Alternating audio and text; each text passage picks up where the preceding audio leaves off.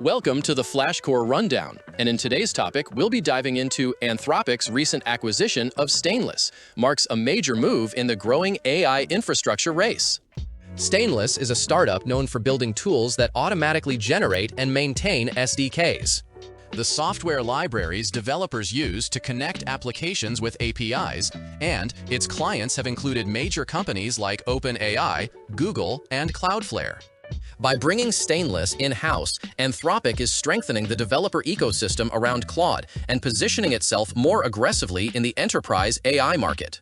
The deal highlights how competition in AI is no longer just about building smarter models, but also about creating the best tools, integrations, and workflows for developers. As AI agents become more capable and businesses rely more heavily on automation, control over developer infrastructure is becoming a strategic advantage for leading AI companies. This is your tech rundown for the day, delivered at full speed.